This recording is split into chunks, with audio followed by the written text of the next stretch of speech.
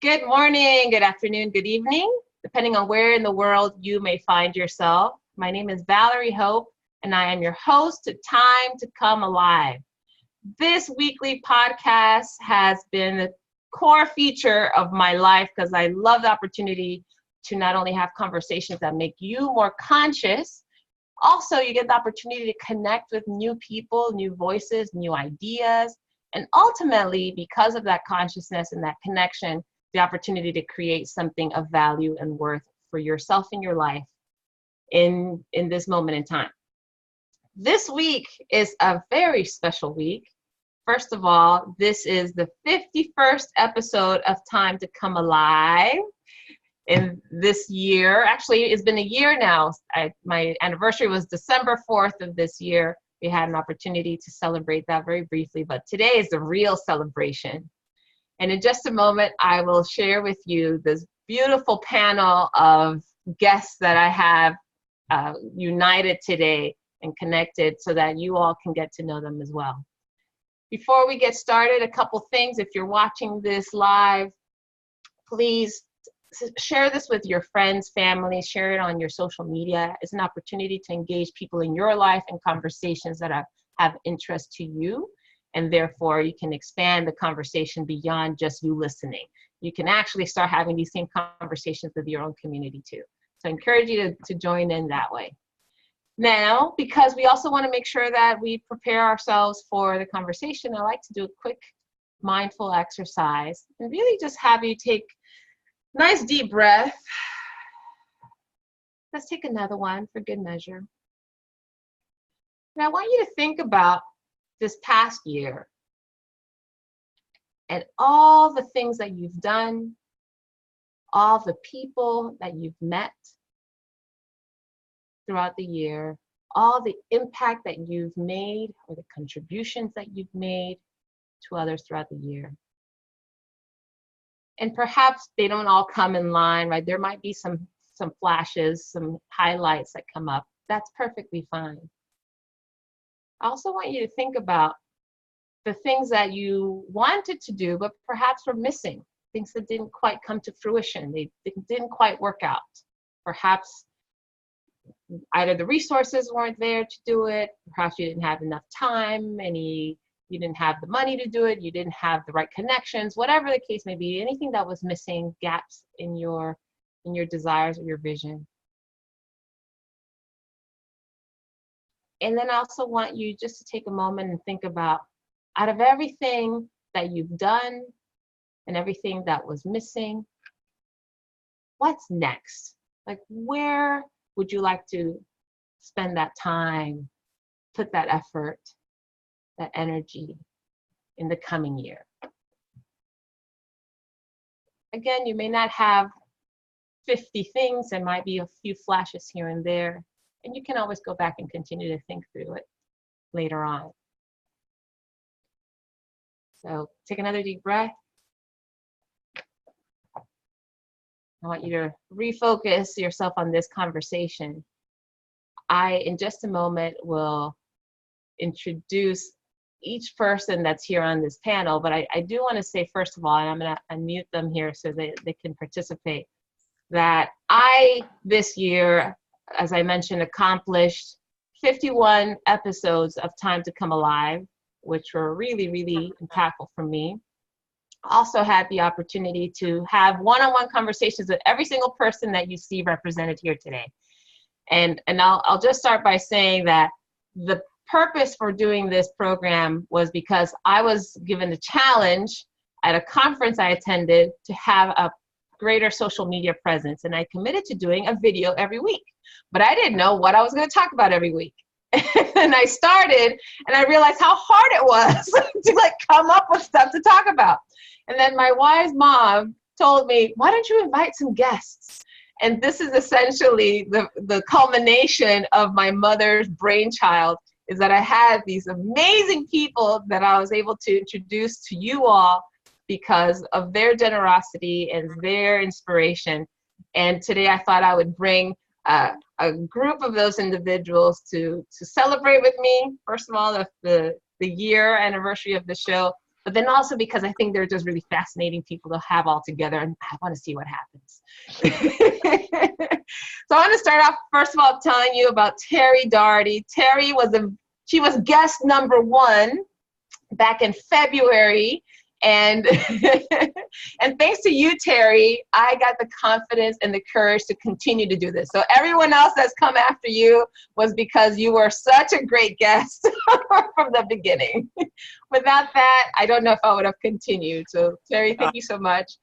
Terry. And happy anniversary. Thank you very much.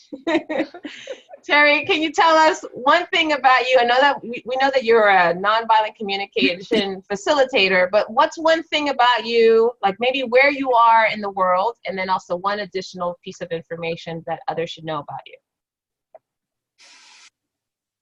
I'm talking to you from Plano, Texas, just a little bit in a burg, a little north of Dallas, Texas.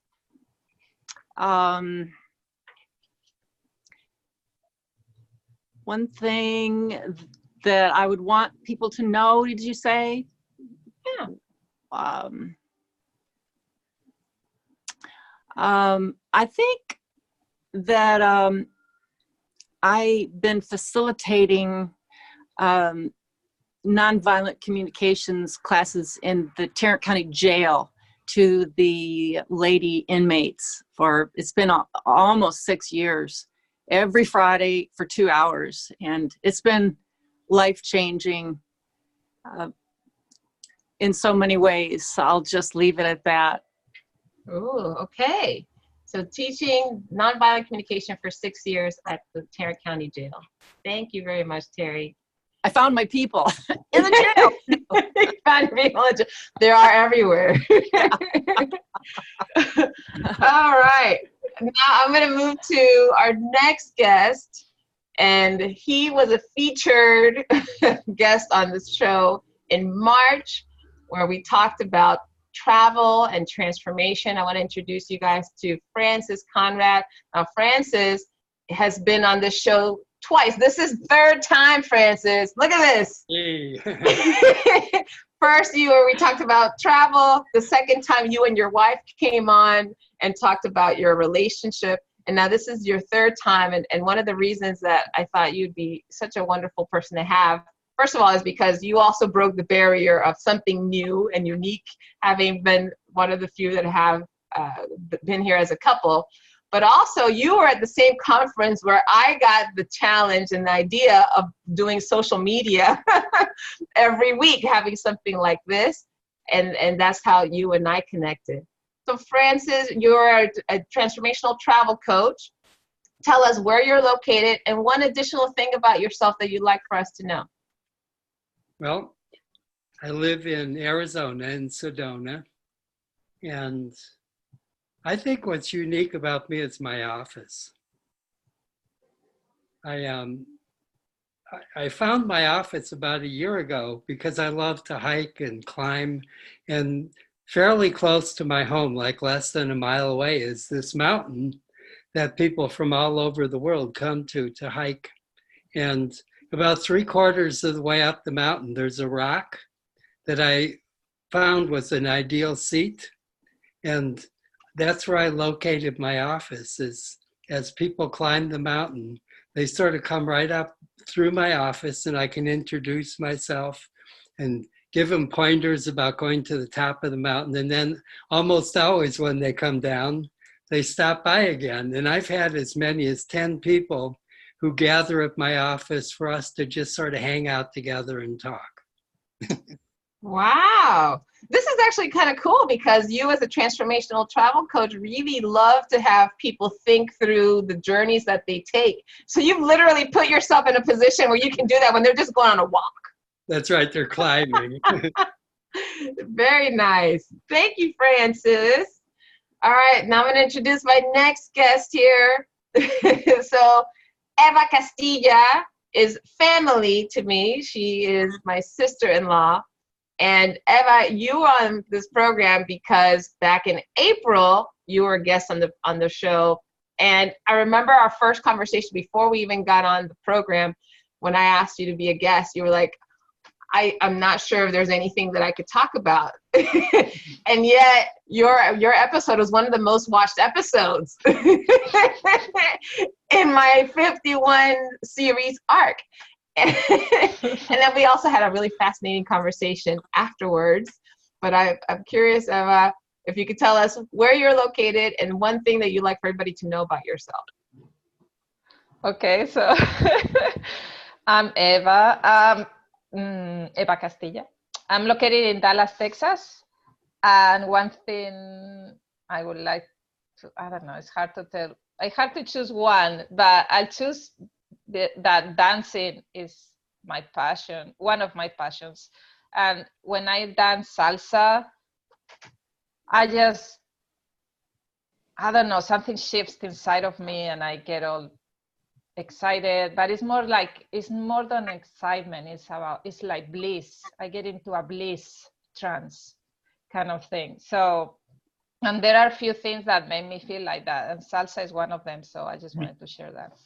Ooh, salsa is bliss. Well, you know what that means? That means you have to go dancing more often. I know. I know. I know. Very good. Welcome, Eva. And then our final guest to introduce today is Mr. Felipe Ferreira. Now, Felipe was a guest on the program on May 9th. And Felipe, your focus is all about service and having a heart for service. And actually, you were the most watched episode. And your mom was even on the show. So I think like every single family member that you had has probably watched this more than once, because it was such a tender show, such family feel. And so I just wanted to ask you to share where you are, Felipe, and then one more thing about you that most of us don't know, besides the fact that you work for Grand Hyatt Rio de Janeiro as a learning manager, and that you were on this program in May. What else would you like for people to know? All right, so hi everyone, I'm Felipe Ferreira, and yes, well, I'm speaking to you straight from Rio de Janeiro, Brazil. One thing that I could share with you all is the story behind my name. Actually, while talking about family, right? Well, my sister chose my name. She was a very big fan of a kids group in Brazil that had a song about a sleepy guy that was named Felipe. And when she knew she would have a brother, she said, well, his name is gonna be Felipe. And well, here I am 31 years later telling you that story. So I thought about sharing that with you guys.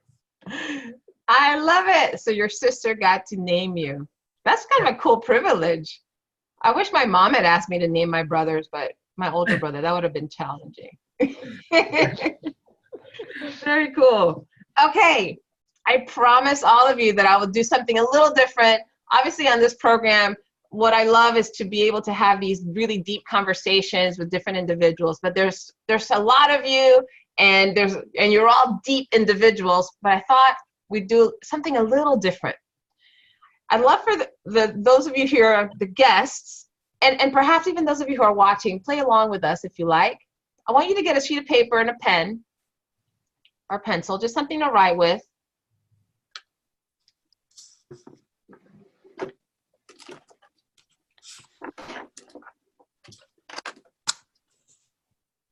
Okay, let me know when you're ready. Just give me a thumbs up if you're ready. Okay. It's all right, Eva, yeah, just grab something.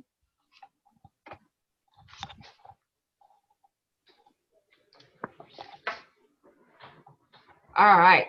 I want you each to write one thing about each person on the screen, one person that's with us today, that others would never, the first thing that you noticed about that person. The first thing that you noticed about that person.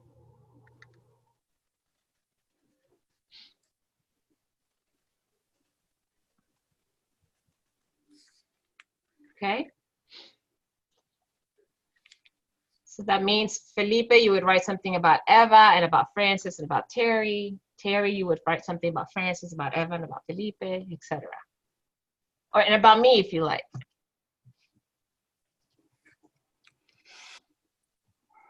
And while you guys are doing that, you know, part of this exercise is, I got this game recently and it's called We're Not Really Strangers. I don't know if you guys can see that. We're Not Really Strangers is the name of the game.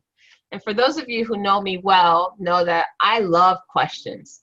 I have books about questions. I come up with all kinds of random questions.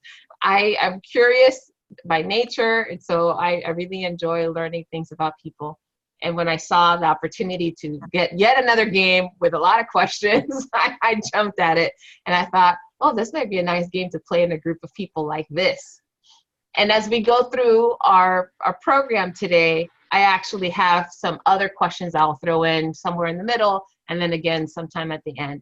But I thought we'd start off by asking each of you to write down one thing that you notice about each person on this call in the time that you've been you know, together, or the time that you've learned about something about each other. Okay? All right. Now, I would love to first of all just ask this question. You won't have to read what you wrote down right now. I'll ask for that in just a moment. But I'd love for you guys to share a little bit more about what this year has been like for you. Any highlight of this year that you want to share with those of us who are listening? Who would like to go first? Well, I can go first then. Great. I usually when we approach December, I start doing my year review, right, with myself. And I was really thankful about my professional life. So I could achieve a couple of milestones, but especially personally, it's been a great year because I've been, well, more in contact with myself, I would say, and comfortable in my own skin in a lot of ways. So it's been great. I feel amazing in my 30s,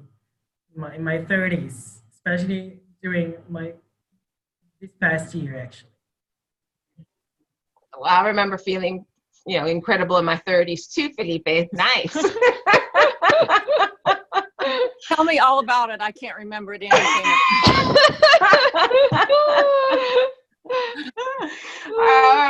Felipe, who would you like to ask that question to next?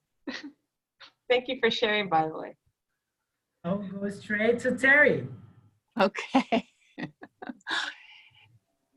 And remind me, Valerie, what am I doing? What am I saying? You're going to sing a song about your childhood. No. No, the question is just, yeah, something that you've experienced this year that's been a highlight for you, something that's interesting or special or unique. Oh, I know what I can talk about. I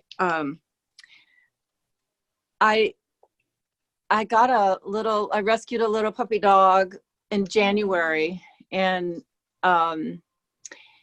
she had glaucoma when I was bigger than the other, and she'd been found on the street, and apparently people had brought her back to the shelter, and she's the sweetest little lap dog, but I spent enormous my emergency fund and on trying to save her eyesight. We went as far as you can possibly humanly go, doing everything you can possibly do with the pet ophthalmologist. And it was really hard. I just remember boo-hooing and, you know, thinking, how can I take care of a blind dog? And when we got through it, you know, now, oh, and this all happened within the first 3 months. I got her, boom, all this stuff started happening right away. She would come back from a surgery and she'd just have black and blue. She looked like somebody hit her on the face with a bat. It was so hard. But I guess what I'm happy to report is that I don't even think of her as blind anymore. She's just, hi, everybody. You know, she doesn't have eyes, but she's just brought so much joy to me. And the money that I thought was extravagant, I wouldn't trade any amount of money for the joy that she brings to me. And it just makes me think, pause when agitated. This too is gonna pass. Don't freak, keep going, one step in front of the other, breathe. You know, all that stuff that we're told, that stuff is because it'll get better. And even in the hardest of times. So that's what stands out to me this year for myself. That's lovely. So you clearly invested not only financially, but emotionally in this little dog, and what she's brought to you in return, it sounds like it's priceless. Yes. Okay. Fantastic. A companion. Had I known it was so easy to find a companion, I would not have been looking for men all my life. I would have just gone straight to the shelter. The shelter is jail. I mean, you know, I made it too hard. Go straight to the shelter. Easier than you think. Take their eyes out. No, yeah. Thank you, Terry. All right, Terry, who would you like to ask that question next? Who would you like to have answer that question next? My friend Eva. Okay, so this year, okay. This year's been very interesting. This year I've had a breakthrough on business of valuing myself and really work on what I want to create for my business. But mostly is being valuing myself, like how I used to look at myself and how I look at myself now. Who am I?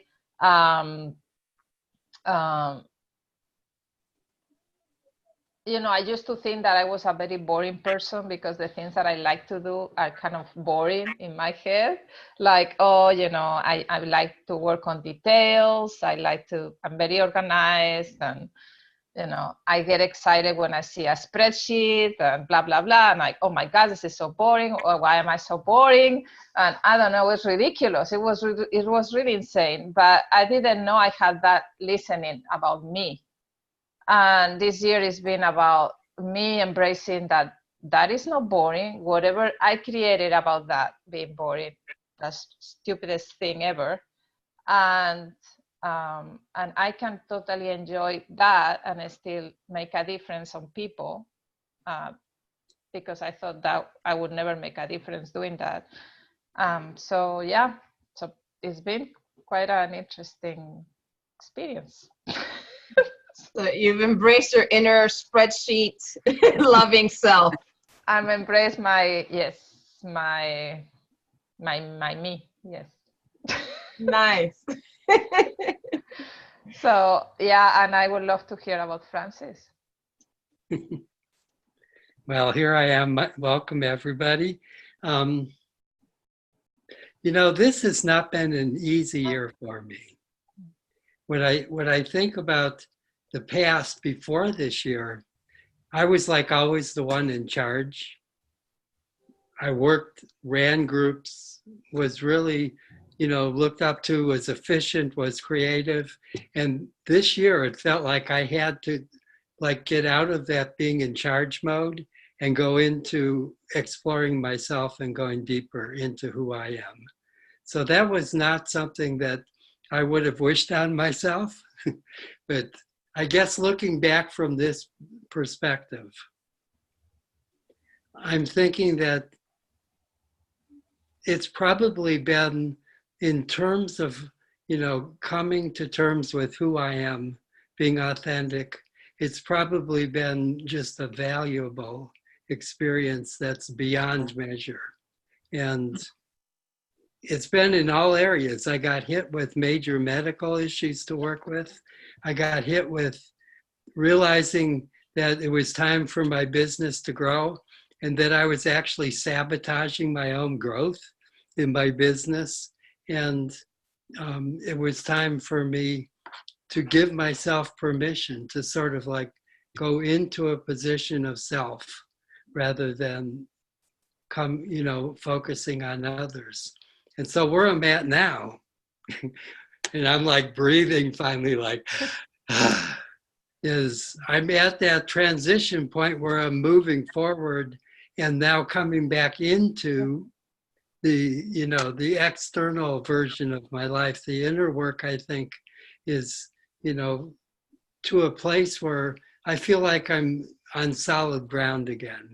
So what a year. It does sound like it. It's so funny because one of the things that I was listening for is this drawing a line between each of your responses. And it all seems that there is a flavor of coming to terms with decisions you've made about who you are or what you have access to or where you prioritize, or right, there's something around that becoming even more authentic and accepting. And I'd love to just open it up like this. The way I envision this conversation is not necessarily only led by me, but that whatever comes up that comes in your mind that you want to express might generate conversation amongst each other, as if we were at a dinner party, right? But the question that comes to mind, I think will tee off that conversation, is why does there seem to be this never-ending search for authenticity and self-acceptance? I could start. My experience is that if I look around, even here in the desert in Arizona, the smallest things are always growing, expanding, putting out flowers. Every single thing in the universe seems to be on this trajectory to become more, to become greater, to become larger. And so I think the reason that we never settle is because we're a part of a universe and a part of something larger that is always calling us to be more. And it's built in so that as we find the next level, I think what happens is it feels right. And as we go the opposite and like say, okay, I'm going to shut down a bit, and I start to feel myself contract, the feeling says, this is not you, get out of here, you got to do more. So I think it's built in, it's natural, and it says that we're here to expand, to be part of a growing universe. So it's almost like it's programmed into us. Yeah. Okay. We don't have to really find it. It finds us. I'd love to hear some other thoughts around that. Thank you, Francis. I agree with Francis. I think we as human beings have this connection to, let me rephrase this. I believe that nature is all connected, but we human beings have the ability to go, to be more aware, I guess, of the connection somehow, or I don't know how to explain it. So it is like, even if somebody is not a religious person, there is still this longing for connecting to who they truly are, right? So I think that comes from this sense that we cannot even, we don't even think about that, but we are really connected at a deeper level, and our soul, or whatever people want to think, I think is our soul. Our souls really long for that. connection. And in my case, I believe in the divine, so I believe there is a connection to the divine, but the divine for me is like the world is the divine, you know, nature is the divine, the universe is the divine. So it's this like neurons connecting together kind of thing energetically, and the nadis and the chakras and whatever, everything together. So yeah, so there is always transformation going on. Everything is connected. Let's hear some more. What do you guys think? Terry, one thing I hear from the ladies in the jail is related to trauma. The more trauma in a life, the more difficult it seems to be, I'm told, to connect with others. The more difficult it is to find a place that's emotionally safe. Most of those gals don't even know what emotionally safe means. It's such a foreign concept. So for them, and for some people, other people, I think it's good to accept that they may not be trying to move forward. They may not be trying to understand how everything is connected, because there's so much trauma and pain that their brain, you know, the front part of their brain is flipped. They've flipped their lids, so to speak. And I think it's hard for us, just like with politicians, it's hard for us to accept someone that we don't agree with them. There are times when I want someone in the jail to open up and let that mask that they've got on I want them to let go of that so much. Just let me in. But I've learned that it's the ultimate form of respect to let that person remain behind their mask and never open up their entire life if they don't want to. And the same with a politician. That's my goal for this coming year is, you know, we don't seem to just disagree. We seem to disagree violently with each other. So we lose all track of our connection with nature and all of those good things that we were talking about before, when we can't get past this image of this other person as an enemy of ours. So I guess my takeaway from my words is acceptance of people the way they are, and in essence, hoping that we can be appreciated for who we are. And just that, only that, that's all. That's all, just unconditional acceptance of people. Yeah, the simple. Yeah, that's really interesting, because I can imagine, you said it was the ultimate sign of respect to not want somebody to be any different than who they are, right? Warts and all, and whatever trauma they've experienced as they're working through whatever that trauma is, will naturally, you know, I imagine organically will remove some of the blocks or some of the, right?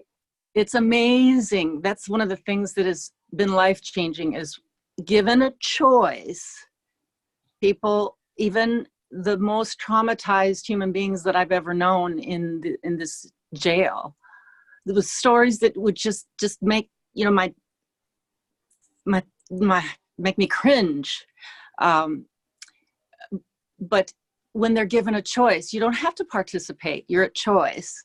Given that respect, they sense what emotional safety is. And that's one of the things about how do I decide if I'm going to share or not share? Well, has this person earned the right for me to trust them? And somewhere along the line, they pick up, these gals in the jail pick up that we accept them. They've made a mistake, so have we. They're behind a mask, so have we been. And it's okay. And when they feel that choice, there is a kind of a naturalness that we were talking about before. And then then it all comes out. It you know, just the drive, the longing to connect with people and to be able to tell them what happened to us without having to worry about, oh, she's needy, or without worrying about judgment. We create a judgment zone, a no judgment zone, judge-free zone. And boy, what if all of us who are listening could create in our own little world, our own little lives, our neighborhoods, a little no judgment zone, just acceptance, so that people could be at choice. Wouldn't that be something to see what would unfold from that? It really would. Oh, I'm still working on that. I think, and you know what's funny? One of the things that I've learned is that I thought that I was, judgment free. I don't want to judge people, right? Because it's such a negative connotation to judge. What I noticed is that my strong opinions about something, if they don't allow for someone else's strong opinions to also coexist, that's a judgment. I didn't realize that before, but in my, in this part of my life, I can see that having an opinion that doesn't allow room for someone else's opposing opinion equates judgment, right? Judging them. You should think differently. How could you think this, right? So, yeah. Interesting. You just want to slap them silly. They just snap out of it, pal, you know, get over it. But I don't want to slap anybody, Terry. Don't put words in my mouth. Felipe, I saw you nodding. What's going through your mind about this? No, I just feel so honored to be among all these amazing people. I'm loving to listen to all of that and getting the goosebumps, especially after what Francis shared. I don't know, I just pictured myself in the middle of Arizona watching everything blooming like that, and it gave me the goosebumps. I think, well, to your question, I think ultimately everyone wants to be happy, right? And there is a point in your life where the more years go by, if you're not there yet, you start feeling this need to reach whatever it is. And I think it's very related to that. It's about reaching that place and the journey, right? That you have until you get there. And that's pretty much life, right? It is life, and it sounds like each one of you has had some specific journey, right? And it sounds like it shifts. At least it has in my experience. Like I say, oh, I'm going to go in this direction, and all of a sudden, like, oh, actually, no, I don't like that direction anymore. Or this looks interesting. Let me go try that out. And it's kind of been that way. I'll just use this example, this time to come alive as an example. I started off thinking, oh, I would have a week, every week I'd have some brilliant, deep piece of wisdom to share with the world on social media. And about the fourth time, I was like, I'm a lot of wisdom. Like, I don't want to come up with something. Oh, this is hard. It's like, how am I going to think of something wise and deep and profound and moving and earth-shattering to share? And that's where, enter mom, talk to people. And I'm like, oh, I know how to do that.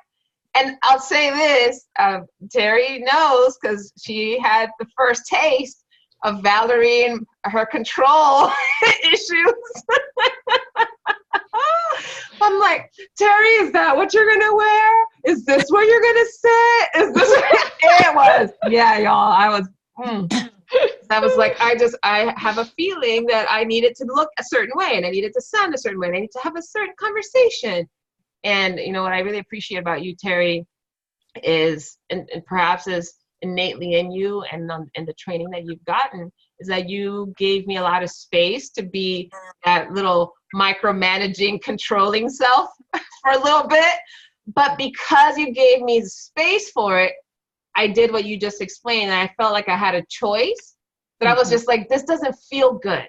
It just doesn't feel good to have this kind of tension and anxiety about how it should go. I didn't want to be that person, but you gave me enough space to like be that person where it felt uncomfortable.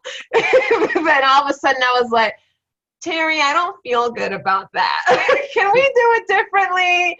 I'm feeling this, and that. And you reflected so beautifully back to me what you heard that I was just like, yeah, no, that's not what I want. This is what I really want. I just want to connect. I want to flow. I want to be able to adapt, be creative in the moment. And then I could choose differently. And so I so thank you for that. But I'd love to hear some reflections from the rest of you about how this might be showing up in your life.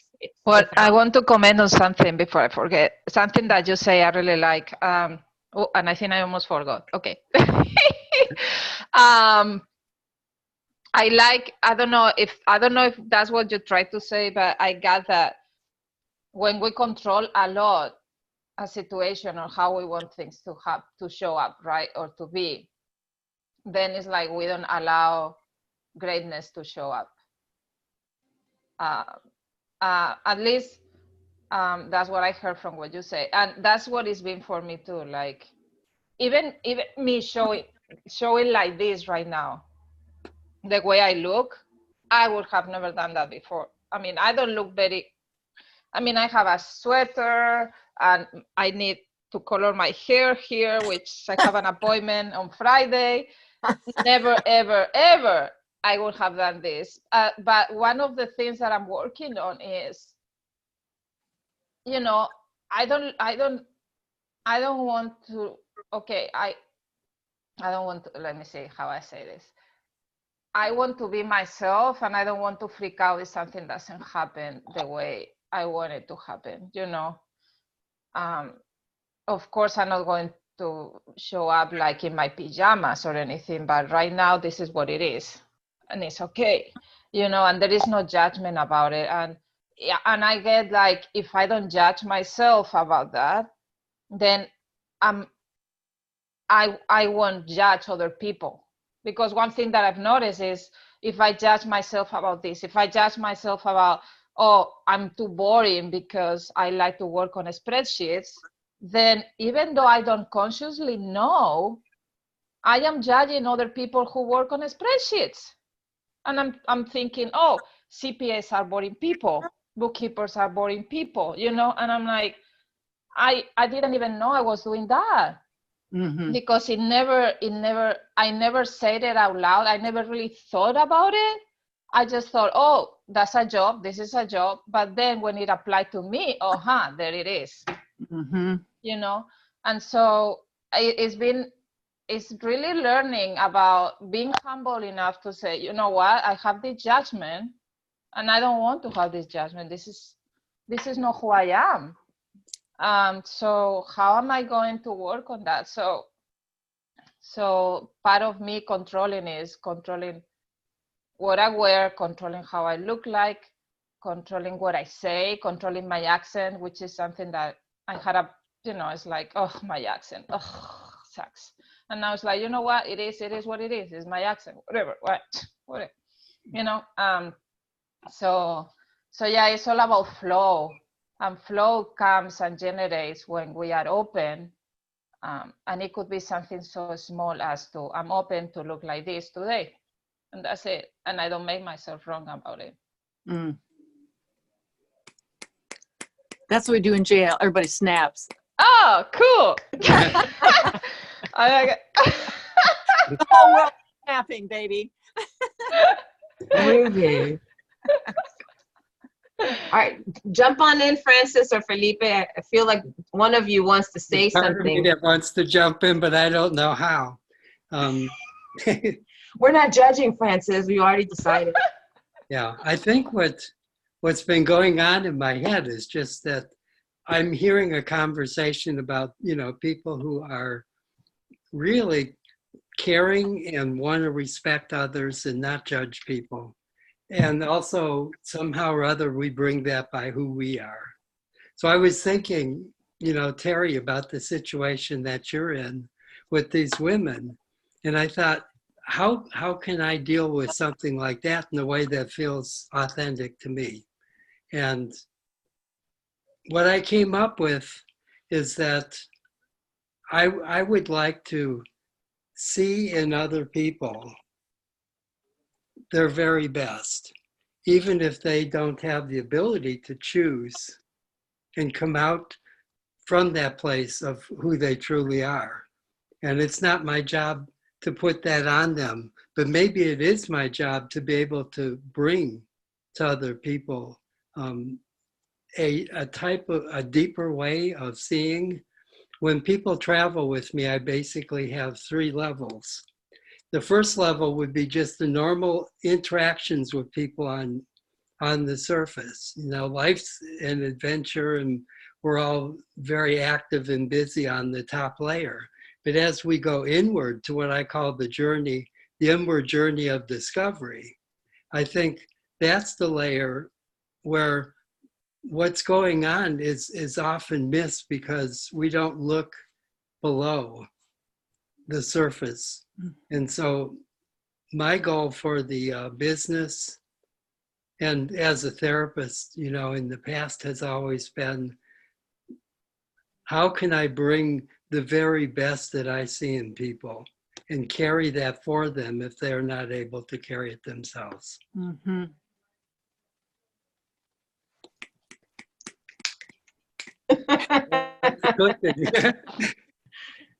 Felipe?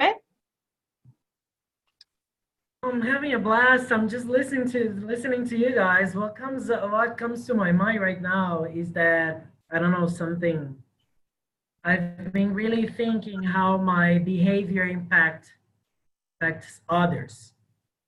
And sometimes I get so caught up in my own journey that I'm afraid, I'm so concentrated on myself that I might lose sight of others. So it's been something that it's been on my mind.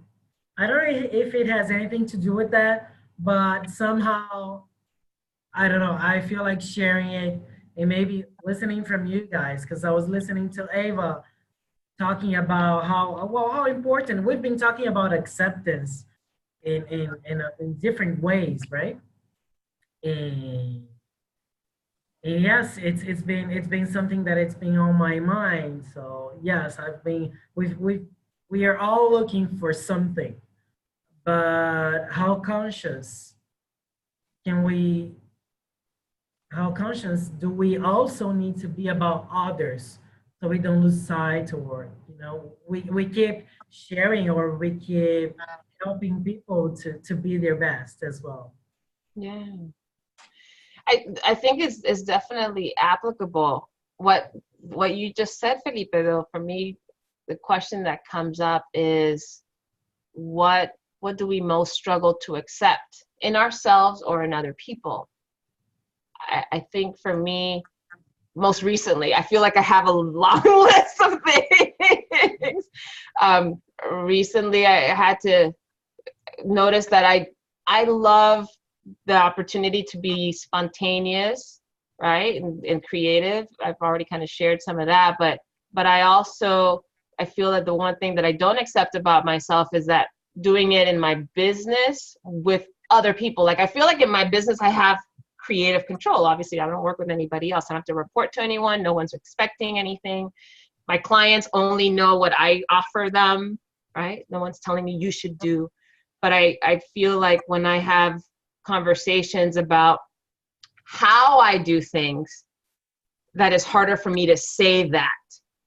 Like, if someone wants to, know what's your process and how did you come up with that, I'm not as comfortable saying, well, I'll just kind of do whatever I feel seems right. I use my intuition, I use my creativity. I feel like, oh no, I need to have a more, here's how I go about it.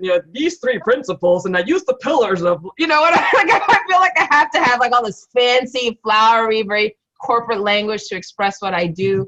And I struggle with articulating my freedom to explore and adapt in ways that are respectful to me and my style. Does that make sense? Mm-hmm. That's kind of been one of the most recent ones that just kind of like, oh, to other people. In my head, I'm like, yeah, Valerie, you good. But other people, I'm like, let me think about that. Mm-hmm. Yeah. I hate it. I think that what you're talking about right now, Valerie, is the direction that so many of us are headed. that we really are moving out of that part of our brain that has to be so organized and structured, and moving more into intuition, creativity, interacting in the moment and being present and a part of things around us, and that's where our direction comes. So you may actually be at the leading edge. I was like, there are more people. Where are they? Call me. They're even in the business world. Yeah. It's happening everywhere. Yeah. So curious, you know, and I try to bring these in because I love, one of the things I've loved the most about these conversations is when they have more of a personal feel, right? Because I can see how the concepts might be interesting, but giving them some personalized language and examples bring some life. And this is time to come alive. So I'm curious about what do you guys see for yourselves you might have been struggling with accepting? I know you've heard a couple of examples already, but anything else that comes to mind? You know, for me, I'm just going to touch on a hot topic that's very hot for me, which is aging. You know, I think that my experience has been that my parents and most people around me, as they get older, they see life as declining, like it falls away and we become a burden to society and all these other things. And basically, the challenge for me that I see as being picked up by a lot of people my age is that we're not going to go for that. It's like we are creating a future. Terry, I see you clicking already. But we're creating a future that really represents older age as the best part of life. And part of what I've had to face and come up against is the cultural programming that says that's not the way it's going to be. You're going to go downhill and all these things, and I don't believe it. And I think people my age are finding each other, and we're learning to speak a different truth about becoming older. So that's a challenging one for me. Wow. Thank goodness, gives me something to look forward to, Francis. Well, Oh my gosh. I'm working on a life that goes between 110 and 120 right now. So I haven't gotten, but what I'm hearing from Greg Braden and all these people is that that's totally realistic. What is realistic? To live to 110, To live to 120? 120. But I think we have to do something and go through a process to be able to really open up that possibility. Because we're programmed to live to like maybe 80, 90. I saw a book recently, and I'll have to look it up, and I'll put it in the show notes if I find exactly who it was. But it said something like, live to 120, I believe is on the cover, the title. And I remember going like, I don't know if I would live that long. That's a lot. That's a lot of work. but I did feel very strongly. What? We'll help you see the positive side of it. Got some work to do. I have some work to do in the mind, but I did have this distinct feeling that I want to live like I've lived to 120. Like I want the quality of my life to be so fully lived that I feel like I've lived 120 years of life. Does that make sense? So, I mean, I don't know what 120 would feel like, but I definitely think that I want the emotional part of it to be completely fulfilled, all out, no holds bar. There you go. Yeah, no regrets. Yeah. What are you guys hearing in that, in what Francis shared or what I've shared? For me, I hear no regrets, just, you know. And I'm very excited about Francis and how you are having a breakthrough on that, because one thing that I always admire is, and I always long for, is to be around older people than myself so I can learn.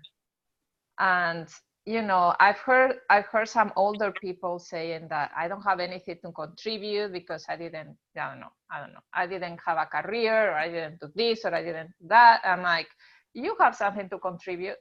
It doesn't matter what you did in life as a work. It doesn't matter all the experiences that you've gained. That's a big deal. I mean, it's like, please give me some of that, you know, that wisdom, that being able to share something with somebody who has lived for so long, or like longer than me, for example, right? So, I mean, I hope society shifts the way certain age is perceived, because I don't agree with that at all. I think we need that to grow.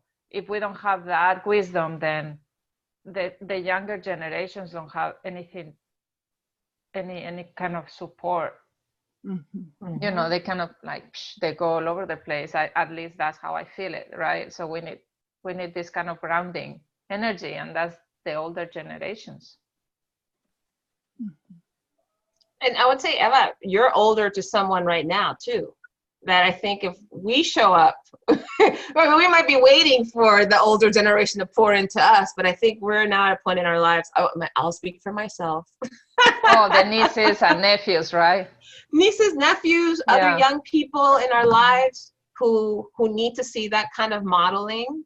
So I think what you're pointing to is this type of role model of someone that has wisdom, has been there, done that can share.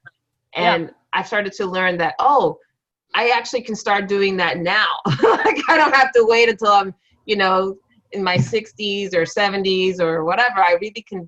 There's not an age limit, or there's not a starting age for wisdom sharing.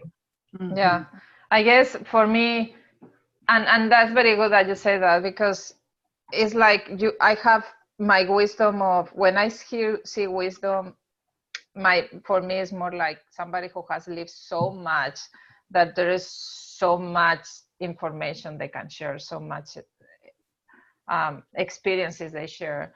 But then there is the wisdom of who we are, right? How we live our lives. If we live our lives in integrity with ourselves, then that's also a role model for other people.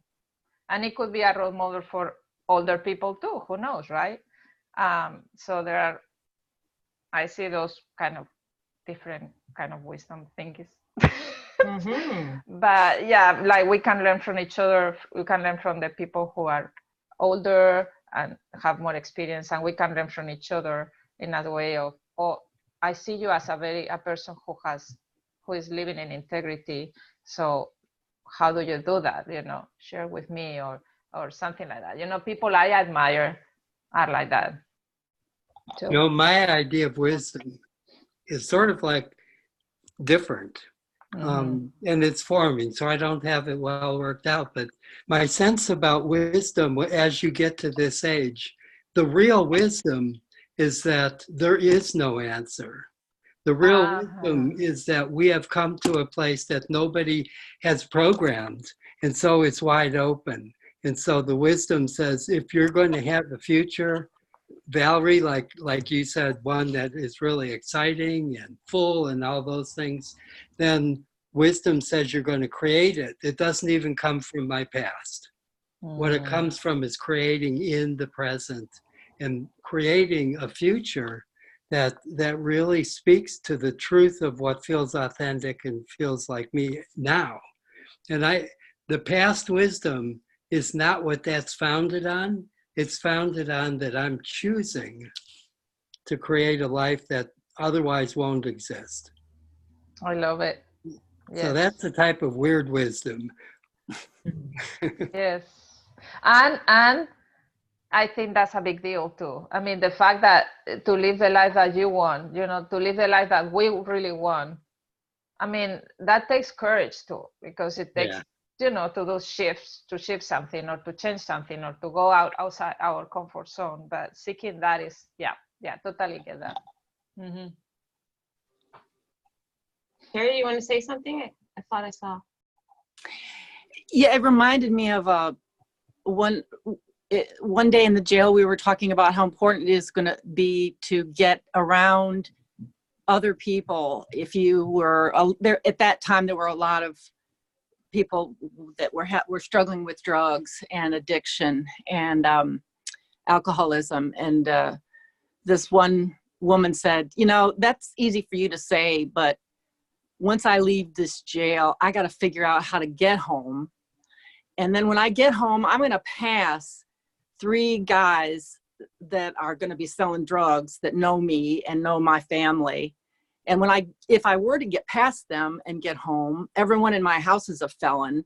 So, you know, it's easy for you to say, hang around better people, or not better people, but people who aren't doing drugs. And I remember opening my mouth and this 18-year-old girl, one of the other inmates, said, you just tell them, she started telling this older woman how to handle the first guy she comes by. Because what they'll do is say, oh, you just got out of jail, let me buy you a Coke. And let me buy a coffee and some hamburger. And of course, it's going to be real easy to take advantage of having a nice hamburger and a Coke or something. And then they're going to say, well, here's this drug and just this little bump will be fine. And then pretty soon they're back in it. And the older woman was saying, they're going to put it in my hand. They're going to put the drugs in my hand. And this little 18-year-old girl said, here's what you do. When they put it in your hand, you drop it and you go, no, thanks, I'm good. And you turn around and you walk away. There was nothing I could have said. I had no idea. It's not my world. I could not have come up with wisdom for this woman. But here's this 18-year-old girl that says, here's what you do. You say, thanks, I'm good. Awesome. And you walk away. So, you know, the wisdom just comes from, like you were saying, Eva, experiences that you've had that somebody else hasn't had. No matter how old your years are, you know. Terry, let me ask you this. You obviously, you're very clear that this is the 6 years that you've been working with the women at the jail, at the prison, you're completely committed, and it looks like you've also been open to hearing, sharing who they are, accepting them fully. What have you learned about yourself in that time? Or let's just talk about this last year. Let's say, what's something that you've learned about yourself in the context of what you've been doing and who you've been working with? Probably the number one thing is any of the problems that I have, like, for example, probably one of the things that's hardest for me to manage at my age now is I hurt a lot. And let's use that as an example, because when my back is really hurting a lot, it's harder to get out and go to the jail. It's harder to go help at the shelter. It's easier for me to say, I'm just going to put a heating pad on, and the spiral downward can happen so quickly and so easily. But by going to the jail, no matter what problem has gotten me started down that downward spiral, there has not been one time that I have left that class not being without being just so grateful and thankful for things like a roof over my head. And you can't, I can read that, oh, be happy, be grateful for a roof over your head, but it doesn't really come into my heart, doesn't move from my intellect down to my heart until I see somebody that's struggling just to get a foothold for any kind of stability in life whatsoever. So I guess I would say just gratitude and that opening of seeing a population of people who are struggling so hard to survive. Got that. And I can see that we have some contrast, and the contrast usually informs us, right? That, oh, there's a different way to be, a different struggle to have, a different level of acceptance to strive for, right? All of those things. As we start to wrap up, first of all, I've just come to realize that this is a lot of, we've just scratched the surface. There's so much conversation to be had here. I don't know if having 4 really profound people is really working for me, because I want to go so much deeper. We should have like a 3-hour marathon or more. I'm having a really hard time just having to cut down the conversation, but first of all, just super, super grateful for having all of you participate today. I want to come back to one of the questions I asked you to write down the answer to in the beginning, that first impression that you had of one another. And I'd love for you guys to share what that was. But we'll do it one by one. And then I'd also like to, for what you wrote, it's important. And if your impression has shifted or changed through the course of the conversation, I'd like for you to add that, right? So if you had a thought, and then now after this conversation, you have a different thought, I want you to share the contrast, both. So who would like to start? You know what, let's do it this way. I'm gonna go in order of how you all showed up in my life on this program. So we'll start with Terry. Let's go first impressions of Terry. I'll start first. Terry, you look so amazing. The first impression was like, ooh, she really did herself up for this. Because she's wearing pearls. That was my first impression. And it hasn't changed. I'm still like, she's wearing pearls. What about Terry, guys? What's your first impression of Terry? My first for Terry was openness. Aww. Yeah. Thank you, Eva. My first one was seeing you with the dog, petting the dog, and I thought about how much commitment I get a sense, how much commitment you bring to things. Oh. Thank you, Felipe. Yes, well, I also noticed how pretty she was. I said, wow, she's dressed up for that. And also, she seemed to be very interested, for example, in getting to know me. So with a very genuine expression and a curiosity about myself that really made me feel special. Yay, Terry. All right, Terry, who do we go to next?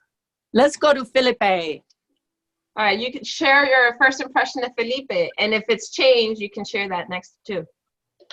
Well, my first impression was, he said, I'm 31, and I said, he's a hunkazoid. 31, I forgot what it looks like. So my first impression was, this guy is a hunk ball. And if that's not an expression that you know, it's good. All right, yeah, I was going to ask you that. So, well, thank you. I'll take that as a compliment. A hunk ball. Hunkazoid is the epitome of cool in my world, Felipe. So. Porque é gato. That's what that means. Oh, wow, I really appreciate it. And my opinion has not changed, my darling. Not at all. Yay! Okay. Felipe, I've known Felipe for many years, and Felipe, my first impression of you is just so joyful. I think you came in with such ease, even after texting that, oh, hey, I had a hard time logging on, and you were just like, easy. Comfortable. That's what I feel like, just comfortable.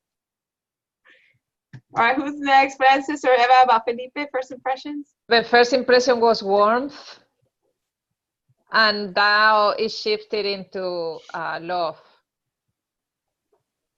Thank you. Yeah.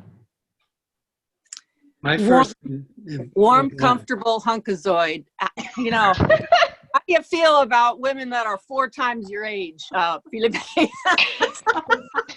have to put that in the description of my next episode because I'm coming back in 2020. Hey, Terry, you have a dog now. Calm down. All right, Francis. First thing I noticed, Felipe, is the picture. And I thought it's such a warm picture, and it feels warm that, you know, that picture is a representation of your own warmth. Mm. Lovely. Thank you, guys. All right. Felipe, who's next? Francis. Start us off. So, well, my first impression about him was, well, I was really amazed by his smile. His smile is so joyful and warm, and I don't know. I like to smile. I'm a smiling person, so everyone that has the same way of expression in, well, I could see by his smile that, you know, like, I don't know. I'm lost of words, actually. Yay, Francis. I found you very charming today, Francis. I don't know. I'm not sure what it is. I don't know if it was the dog or I have this, you just seem very charming today. Thank you.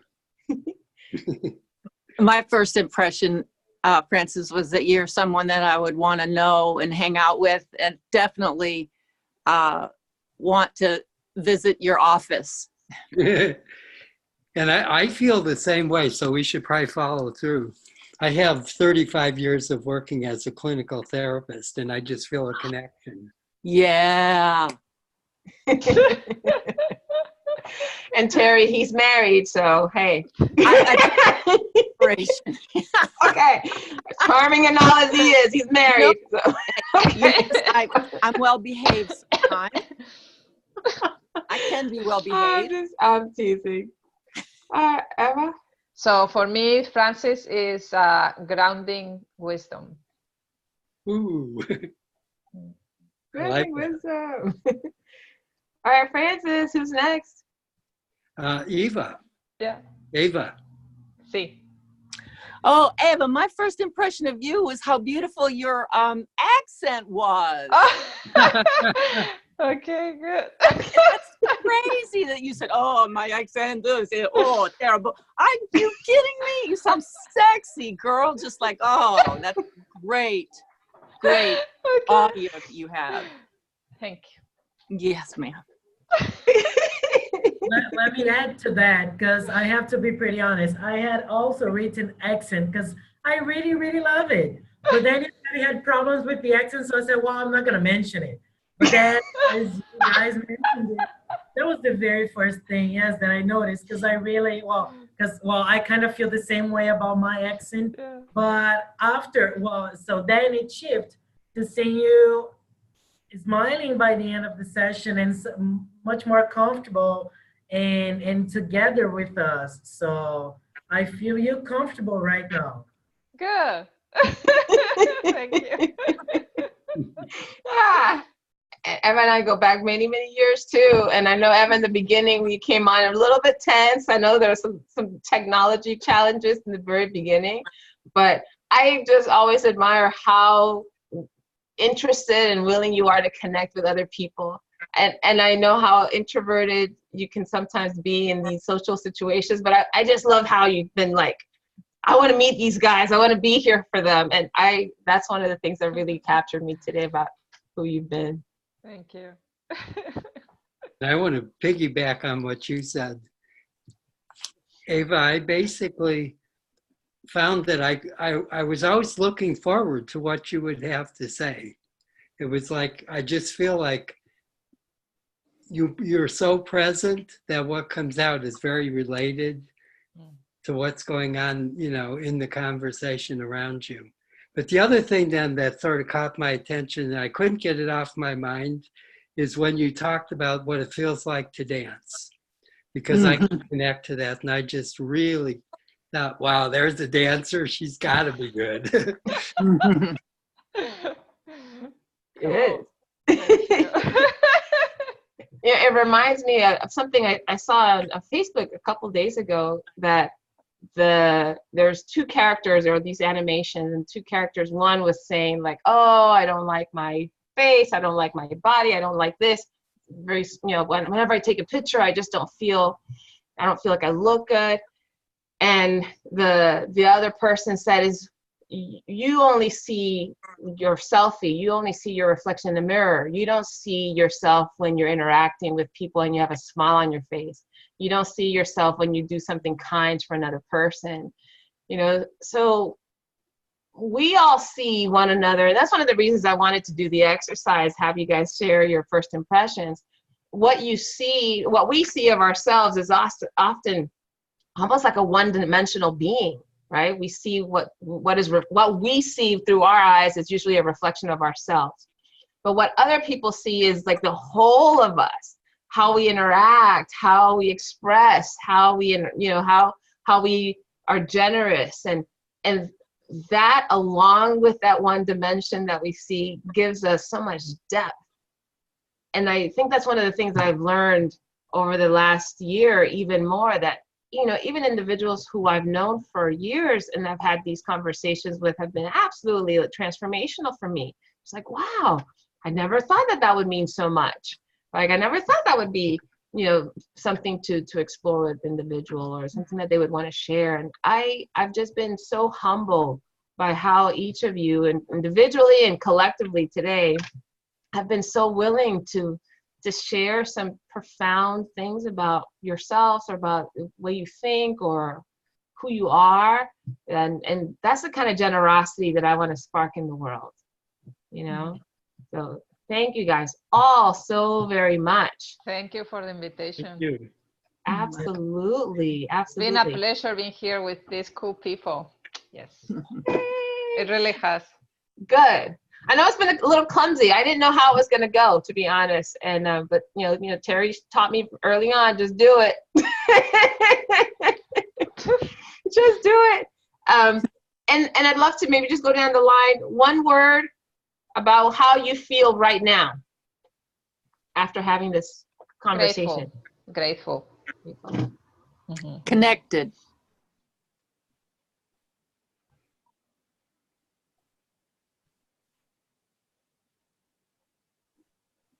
I feel related. I found my gang. Ah, we got your back, Felipe. Yeah, we're your people. It's accepted. Accepted. Accepted. Ah, yes. Oh, thank you so much. All true. And I feel excited and hopeful. I don't know what this is going to look like a year from now, but man, it's just been a wonderful experience to have you all on. I'm going to reach out to you again, because I really do appreciate and love every single one of you, and who you are to me, and what you brought to my life, and what you've brought to all the people who are listening to this. And those who are listening, I don't know if you got anything out of today, but I kind of feel fulfilled. So I don't know. I really don't know what people get out of it, but my hope is that whatever you do, if there's somebody that spoke in your language, with whom you felt related to, or with whom you felt accepted, or with whom you felt excited by or inspired, or whatever, that you please reach out to them. I, if nothing else, want you to continue to connect with other people.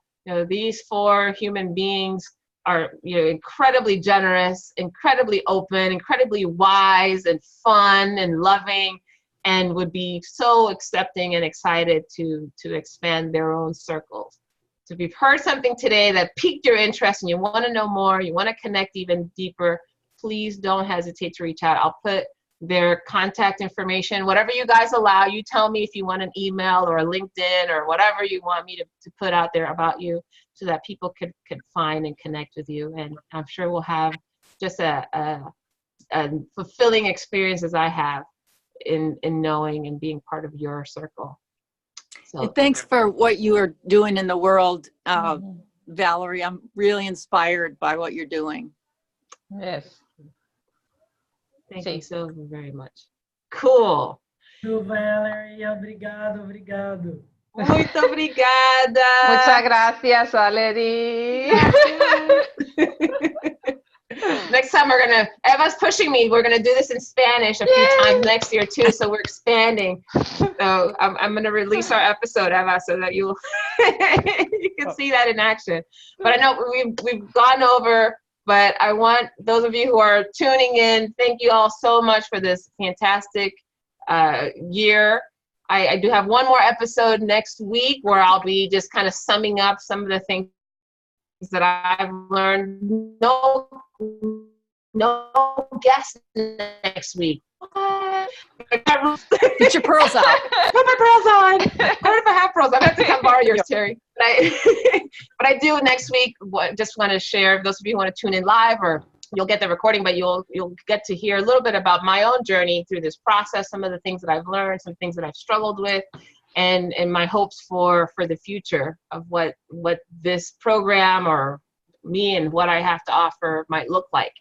So want to tune in December, I believe it's the 17th, if I'm not mistaken, the 17th or 14th? 17th, yes, December 17th. Well, you have an opportunity to tune back in, and as we wrap up the year of Time to Come Alive. And in the meantime, you all, I love you guys so much. Thank you so much for being a part of this. You know, the four of you, the fantastic four here today. There have been so many people over the last year who have contributed. I just, you know, I love every single person that has been on the program. And I'm so extra appreciative of the four of you for coming and sharing with each other. So continue to do the same and connect to other people, everybody. Have a wonderful rest of your day. Bye. Bye.